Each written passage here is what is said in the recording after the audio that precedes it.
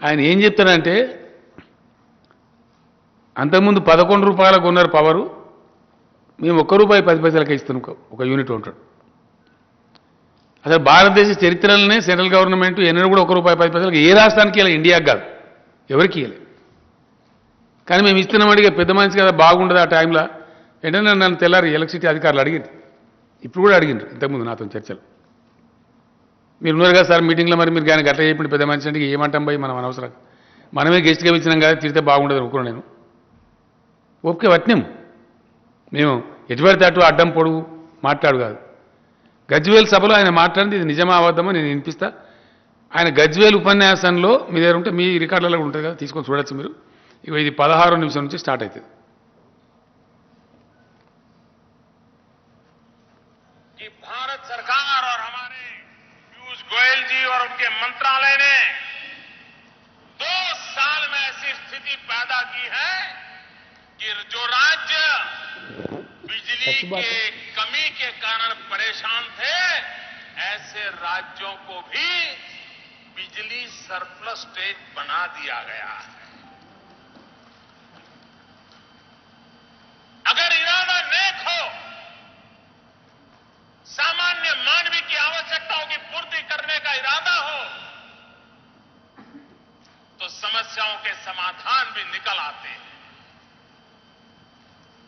और अभी पीयूष जी मुझे बता रहे थे कि पहले अगर तेलंगाना को बिजली खरीदनी होती थी तो 1 यूनिट का करीब 11 साढ़े 11 रुपया लगता था. 1 यूनिट का 11 साढ़े 11 रुपया. भाइयों बहनों, आज भारत सरकार ने जिस प्रकार से बिजली में रिफॉर्म किए, बिजली के उत्पादन को बढ़ाया, ट्रांसमिशन लाइन में खर्चा किया, सारा संतुलित कारोबार किया, उसका परिणाम यह है कि आज कुछ समय पहले जो बिजली 1 यूनिट 11 साढ़े 11 रुपये में मिलती थी, आज अभी इसी तारीख 1 रुपया 10 पैसे में मिलती है. राज्य की खजाने के किताब. मैं हाथ जोड़ के पूछ रहा हूं मोदी जी, आपके 8 साल के सरकार में कहीं भी ₹1.10 में यूनिट पावर सप्लाई आपने किया है क्या? ये इतना झूठ, इतनी बड़ी झूठ, और देश के प्रधानमंत्री कहे खुलेआम, तो देश के जनता को क्या समझते हैं लोग, किस प्रकार से गुमराह करते हैं, इसको क्या समझना चाहिए. आप पत्रकार लोग आप सुने हैं, आपके पास है, ये रिकॉर्डेड है, आप अपने घर में जाके भी सुन सकते हैं. ये मेरा स्पीच नहीं है. यानी कि राष्ट्र राज्य के अध्यक्ष से लेके प्रधानमंत्री तक सारा ही झूठे झूठ, सफेद झूठ, झूठ निर्भर भारत. ఇదేం అన్యాయం అండి. ఇట్లా ఎన్ని విషయాలలో చెప్తారు. నిన్న నేను ఒక మాట చెప్పిన, దాని మీద ఎవరు మాట్లాడారు బీజేపీలు. నేను అన్న కూడా ఛాలెంజ్ కూడా చేసిన, ఎవరు మాట్లాడతారో బీజేపీలు రానరా మాట్లాడదాం. 4 లక్షల మెగావాట్ల పవర్ ఉంది దేశంలో, దాన్ని వాడే తెలివితేటలు ఈ కేంద్ర ప్రభుత్వానికి లేవు, బ్యాడ్ పవర్ పాలసీ ఉంది అని నేను చెప్పాను. దానికి ఎవిడెన్స్ కూడా ఇవ్వ మీకు ఇచ్చిన కాగితాలలో ఉంది. ఇది పార్లమెంట్ స్టాండింగ్ కమిటీ గత డిసెంబర్లో పార్లమెంట్కి సమర్పించిన డాక్యుమెంట్. 40,000 మెగావాట్ల పవర్ ఉత్పత్తి సంస్థలు దేశంలోని వివిధ ప్రాంతాలలో లిస్ట్ ఉంది, మీ దగ్గర చూసుకోండి, మీకు ఇచ్చిన 40,000 మెగావాట్ల విద్యుత్ ఉత్పత్తి చేసే సామర్థ్యం ఉన్న సంస్థలు నిర్మించబడ్డాయి, పీపీఏలు అయిపోయినాయి, దానికి ఫ్యూయల్ టైప్ అయింది, కానీ ప్రొడక్షన్ కాదు, కానిస్తలేరు. ఎందువల్ల? ఈ దేశం అవలంబించే ఒక దిక్కుమాలిన పవర్ పాలసీ వల్ల, బ్యాడ్ పవర్ పాలసీ వల్ల, చేతగాని కేంద్ర ప్రభుత్వం యొక్క దద్దమ్మ చర్యల వల్ల ఇట్లా ఉంటుందా? ఈ దేశంలో ఉండొచ్చునా? 60% దేశమేమో పవర్ కట్స్లో ఉంటుంది. 24 గంటల కరెంటు ఏ రాష్ట్రం లేరు, ఒక తెలంగాణ తప్ప. ఇది వాస్తవం. ఇది మాట్లాడితే దీని మీద మాట్లాడరు ఎవరు. ఇది నిజమా అబద్ధమండి? ఇది పార్లమెంట్ స్టాండింగ్ కమిటీ ఇచ్చింది, నేను ఇయ్యలే ఈ రిపోర్టు. ఎవరు ఇచ్చింది ఇది? ये भी झूठ है? कौन झूठ है? कितना गुमराह करेंगे लोगों को, कितने दिन करेंगे? तो ये है, ये भी आप लोगों को दिया मैंने, आप लोग देख लीजिए. तो इस प्रकार से अब यहां के राज्य के अध्यक्ष को क्या कहना है, आप लोग उनके साथ क्या कहेंगे? अब मैं उनको छोड़ देता हूं. इसलिए జాలి అనిపిస్తుంది పాపం అతనికి పెద్ద తెలిసినట్టు లేదు. అతను వేరే వాళ్ళతో మాట్లాడిపిస్తే మంచిది, గాసాన బాగా నాతో మాట్లాడతాను. ఎందుకంటే నేను ఏది పిచ్చి మాటలు మాట్లాడను, అవసరం లేదు కదా నాకు. పిచ్చి మాటలు మాట్లాడే అక్కర నాకు లేదు. ఉన్నది ఉన్నట్టు మాట్లాడతాను. ఇంత దుర్మార్గంగా ప్రతి వాళ్ళు, ఆ పార్టీకి చెందిన ప్రతి వాళ్ళు ఇదే పద్ధతిలో ప్రతి విషయంలో చాలా దారుణమైనటువంటి అబద్ధాలు, మోసాలు, దేశాన్ని సర్వనాశనం చేస్తూ ఉన్నారు. ఎస్, 100%. చాలా భయంకరమైనటువంటి పరిస్థితి. ఇంకోటి దీనికంటే ఎక్కువ మీరు ఇంకోటి చూసుకోవచ్చు. ఇవన్నిటిని మించి మొత్తం అఖిల భారత విద్యుత్ సంస్థల ఉద్యోగ సంఘాలన్నీ ఒకటే సమావేశాలు పెట్టినాయి. మీకు తెలుసా విషయం? మన దగ్గర మింట్ కాంపౌండ్లో మన ఎలక్ట్రిసిటీ ఎంప్లాయీస్ కూడా ఉద్యమాలు, ధర్నాలు చేసిండ్రు. మీకు తెలుసా విషయం? రత్నాకర్ గారు కానీ, శివాజీ గారు కానీ మీరే పోయి వార్తలు వేసారు, ఫోటోలు తీసిండ్రు, టీవీలలో చూపించారు. కారణం ఏంది? మొత్తం విద్యుత్ రంగాన్ని ప్రైవేటీకరించి ఆల్రెడీ ఉత్పత్తి ఉన్న వాటిని పెట్టనీయకుండా చేసి ఆయన వాళ్ళ పార్టీకి చందాలు ఇచ్చేటోళ్ళు, వాళ్ళ పార్టీని జాదేటోళ్ళు, వాళ్ళకి ఎన్నికలకు డబ్బులు ఇచ్చేటోళ్లకు వేల కోట్ల రూపాయలు దిగమింగి వాళ్ళు పెట్టే సోలార్ విద్యుత్తును వీళ్ళు కొనన్నట్టు. ఇప్పుడు అది చట్టం. దీనికి అందమైన పేరు చట్టం, విద్యుత్ సంస్కరణ. ఇదేనా సంస్కరణ ఈ దేశంలో? ఇంకా తమాషా ఏం తెలుసా? మన తెలంగాణకు జల విద్యుత్ శక్తి అందుబాటులో ఉన్నదే కృష్ణా నది మీద ఎక్కువ ఉన్నది. మనకు నాగార్జున సాగర్, శ్రీశైలం, పులిచింతల, జూరాల 2500 మెగావాట్ల దాకా ఉంటుంది దగ్గర దగ్గర. గోదావరి మీద తక్కువ ఉంది మనకు, కృష్ణ మీద ఎక్కువ ఉంది. ఇంకా ఈ చట్టంలో ఏం చెప్తారు? ఈ దిక్కుమాలిన చట్టంలో వాళ్ళ బీజేపీ మిత్రులు పెట్టే 30-40 వేల మెగావాట్ల సోలార్ పవర్ ఏమో కొనన్నట మనం క్లీన్ ఎనర్జీ కింద. మనది క్లీన్ ఎనర్జీ అయినా మీ నాగార్జున సాగరు, మీ శ్రీశైలం ప్రొడ్యూస్ చేసే పవరు బంద్ పెట్టైనా సరే దీన్ని కొనాలి, కొనకపోతే మీకు ఫైన్ ఇస్తాం. ఇది చట్టం. అంటే అధికారం చేతిలో ఉందని మీ పెట్టుబడిదారుల యొక్క స్వార్థ ప్రయోజనాల కోసం ప్రజల ప్రయోజనాలు తాకట్టు పెడతారా? ఈ దేశ ప్రయోజనాలు తాకట్టు పెడతారా? అన్ని తప్పుడు ప్రచారాల మీద, అబద్ధాల మీద ఎన్ని రోజులు నడుపుతారు భారతదేశాన్ని? ఇది ఎంతవరకు సమంజసం? ఇవి వాస్తవాలు కావా? పెట్టండి, చర్చ పెట్టండి దీని మీద. ఒకటి గాలి మాటలు మాట్లాడు కాదు. ఇన్ని విషయాలు నేను చెప్తున్నా కదా ఇప్పుడు. ఇవన్నీ అబద్ధమనేగా. మేము ఇచ్చేటి అన్ని నివేదికలు, standing committee reports, parliament reports, మంత్రుల ఉత్తరాలు, ప్రధానమంత్రికి నేను రాసిన ఉత్తరాలు, శాసనసభ తీర్మానాలు, శ్రీకాకుళంలో మిగిచిన బీటర్లు. శ్రీకాకుళంలో 25,000 మీటర్లు బిగించింది కూడా అబద్ధం ఉంటుందా? ఇవన్నీ జూటా. ఒక రాష్ట్ర అధ్యక్షుడే కరెక్ట్ అయ్యా? సో ఇన్ని అబద్ధాలు చెప్పే వ్యక్తులను చీల్చి చెండాడే బాధ్యత మా మీడియా మిత్రుల మీద ఉన్నది. దయచేసి ఇక మీరు ఏం చేస్తారో ఇప్పుడు చూడాలి. అంతే కదా? ఇంత అన్యాయాలు మానండి. ఈ దేశం ఇచ్చిన నాశనం కానే? ఎందుకు నాశనం కానీ అలా? ఎవరి కోసం నాశనం కానీ అలా? ఏ ప్రయోజనాలు ఆశించి? చాలా ఉంది ఇంకా కథ. భాగవతం భయంకరంగా ఉంది. దేశం ఉండదు. రాసి పెట్టుకుని మీరు. నేను దుఃఖంతో చెప్తాను ఈ మాట, బాధతో చెప్తా ఉన్నాను. ఎందువల్ల? అన్ని రంగాలలో సర్వనాశనం. ప్రతి రంగంలో అన్ని పిచ్చబద్దాలు, పచ్చబద్దాలు. ఈడ చెప్పుడు కాదండి, విదేశాల్లో పోయి చెప్పుడు. ఇదో కథ, సిగ్గుపోతుంది. చాలా ఘోరమైనటువంటి అబద్ధాలు. 2025 వరకు 5 ట్రిలియన్ ఎకానమీ చేస్తాం. ఇంతకన్నా దిక్కుమాలిన దందా ఉంటుందా? అది చంద్రయాన్ మీద పోయిన దాంతో సమానం అంటారు. ఇంకా ఇక మనం కూడా చంద్రమండలం మీద దిగినట్టు అనుకోవాలి. ఇంత పచ్చవద్దమా? అది నీ ప్రగతి? అది మామూలు ఊర్లలో వడ్డీకి ఇచ్చే వ్యాపారిని అడిగినా చెప్తాడు ఆ లెక్క. దానికి ప్రధానమంత్రి అవసరం లేదు, ఈ ఆర్థిక మంత్రి అవసరం లేదు. మనీ కాంపౌండింగ్లో ఉండేటువంటి కమాల్ అది.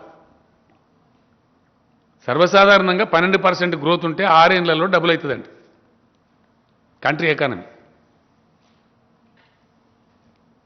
అదే 11% ఉంటే 7 ఏళ్లలో డబుల్ అవుతుంది. దానికి నరేంద్ర మోడీ, నిర్మలా సీతారామన్, ఎల్ఏ మల్యా ఎవరు అవసరం లేదు. బట్టి వడ్డీ వ్యాపారం చెప్పే లెక్క అది. ఈ మాట కఠోరమైన వాస్తవం. taking India to 5 trillion economy by 2025, we doesn't require a prime minister there. We doesn't require a finance minister. An ordinary clerk can account for it. There is nothing great about it. Is it not a fact? You ask any economist. It's a hard fact. And you are chasing away the country by making false propaganda. How long you will do that? What is the extra mile you are taking? What is the extra effort you are putting in? Nothing. If you are able to do, if you have innovative skills, if you are a dynamic government, please do something like China, in the line of Mr. Deng Xiaoping. Please do something in line of Mr. Lee Kuan Yew of Singapore.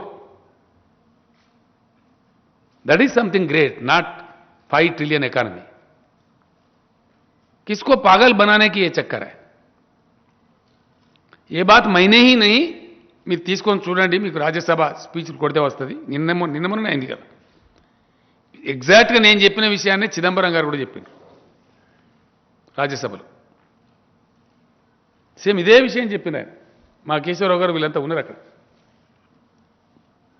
నేనేదైతే చెప్పినా అదే విషయం చెప్పింది. అంటే అన్నీ గోల్మాల్ మాటలు చెప్పి, అబద్ధాలు చెప్పి, ఇవన్నీ మీరు వంచదలుచుకున్నారు ఈ దేశాన్ని.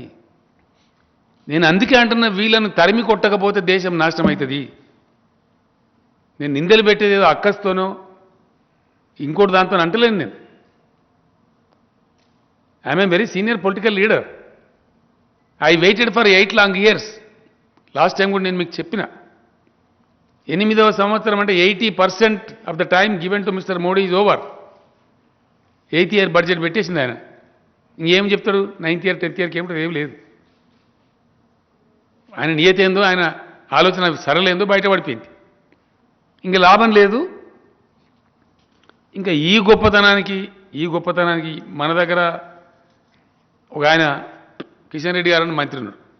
ఆయన నా మిత్రుడే, నాకు గౌరవం. నాకు వ్యక్తిగతంగా ఆయనతో నేను పంచాయతీ లేదు. కానీ ఆయన కూడా పాపం అట్లా మాట్లాడు ధర్మం కాదు ఆయనకు. బడ్జెట్ నడని నేను అర్థం చేసుకోలేదట. నేను ఈయనకి ఏమర్థమైందో ఈ మహాత్మునికి నాకు అర్థం కాక మీరే రాసిన పేపర్లలో నాకు సరిగా అవగాహన చేసుకోకుండా మాట్లాడేమాట. ఏది అవగాహన చేసుకోలేదా మేము? నాకు అర్థం కాదు. ఏది అబద్ధమండి? 34,900 కోట్లు ఎరువుల సబ్సిడీ దక్కించింది అబద్ధమా కిషన్ రెడ్డి గారు? ఆహార సబ్సిడీని 65,000 కోట్లు తగ్గించింది అబద్ధమా? గ్రామీణ ఉపాధి హామీ పథకానికి 25,000 కోట్లు తగ్గించింది అబద్ధమా?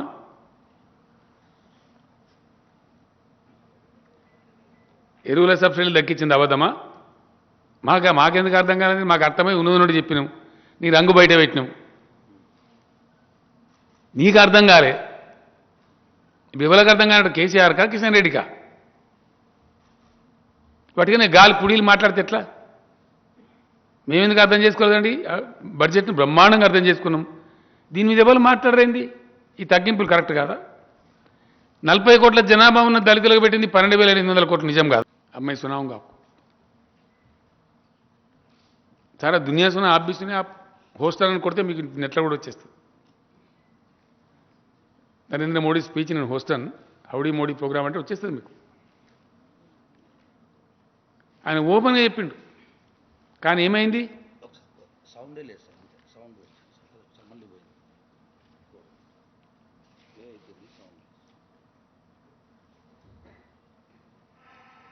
अब की बार ट्रंप सरकार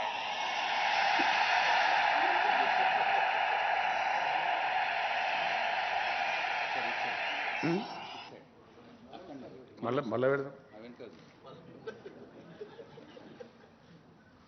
in India have connected well with President Trump. The words of candidate Trump. अब की बार ट्रंप सरकार.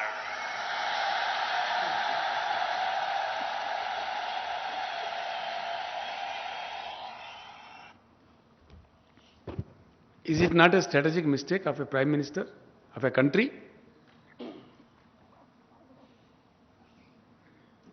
अब क्या हुआ? चुनाव हो गया, वहां सरकार पलटी खा गए. अब गए मोदी साहब अमेरिका में, हाल में बेहाल बेहाल, व्हाइट हाउस में कोई पूछने वाला नहीं, एयरपोर्ट में कोई प्रॉपर रिसीविंग नहीं. क्या हुआ? देश का इज्जत. ये तरीका है अमेरिका देश का चुनाव क्या अहमदाबाद म्युनिसिपल कॉर्पोरेशन का चुनाव है? क्यों जाना पड़ा प्रधानमंत्री को? क्यों कहना पड़ा? क्या मजबूरी थी? ये है भाजपा का नीति, और इसके लिए हमको जय जयकार करना चाहिए. ऐसे हजारों चीजें हैं, हजारों, जो हम इस देश के सामने रखेंगे. हजारों, एक नहीं, दो नहीं. सबसे बड़ी बात, बड़ी दुख की बात, बहुत दुख की बात, जिस प्रकार का लैंग्वेज ये लोग इस्तेमाल करते,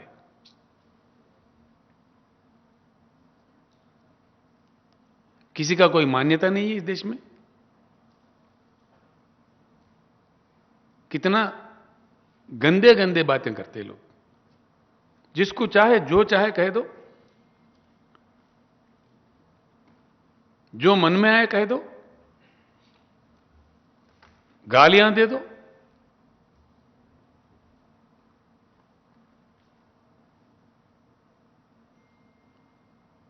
मैं कल कह रहा था, आज भी कह रहा हूं, इस देश के युवा से खास तौर पर, ये कल का इंडिया आपका इंडिया है. मेरे युवा मित्रों, मेरे भाइयों, मेरे बुद्धिजीवियों,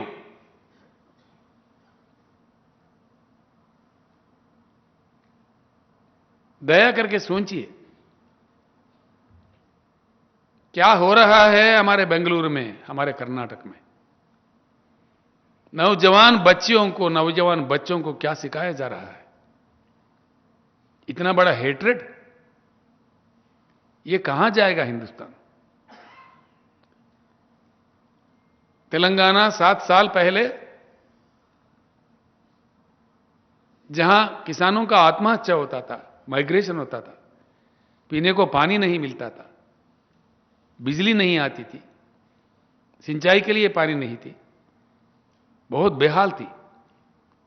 7 साल के कड़ी मेहनत के बाद, एक अच्छा संस्कार पूर्वक गंगा जमुना तहजीब को अमलावरी करने के बाद क्या देखने को मिल रहा है तेलंगाना में? हमारा पर कैपिटा इनकम बढ़ गया, हम धनवान राज्य बन गए. हमारे पास 0 के नीचे है अनएम्प्लॉयमेंट, एम्प्लॉयमेंट अपॉर्चुनिटी मिल रहा है, इन्वेस्टमेंट्स आ रहे हैं, इंडस्ट्री की बढ़ोतरी हो रही है, आईटी की बढ़ोतरी हो रही है, रियल एस्टेट बढ़ रही है, मौके मिल रहे हैं बच्चों को. ये क्यों मिल रहे हैं? हमारे मंत्रिमंडल, हमारे एमएलए, हमारे एमपी, हमारे अफसर सब मिलकर एक अच्छा खासा माहौल यहां पे बनाए. A proper echo has been built in the state of Telangana. Once this echo is ruined with a bloody unwanted religious silly fight, if you lose the echo of Hyderabad, if you are going to lose the echo of Telangana, कौन आएगा यहां निवेश करने के लिए? Who will invest? Who will come? Please think. It is time for the youth to think. इस देश के युवा का ये फर्ज है, ये भविष्य आपका है, देश आपका है. हमारे आज अफगानिस्तान में जाके किसी को कहो इंडस्ट्री लगाओ, कोई लगाएगा? कौन जाएगा अफगानिस्तान? उल्टा पैसा दो तभी नहीं जाएगा. क्यों? जहां शांति रहता है, जहां अच्छा माहौल रहता है, जहां एक दूसरे को प्यार करते हैं, जहां प्यार मोहब्बत वाला एक वातावरण बना रहता है, वहां जाता है. आप हर जगह मजहब के नाम, धर्म के नाम अंगार लगा दे रहे.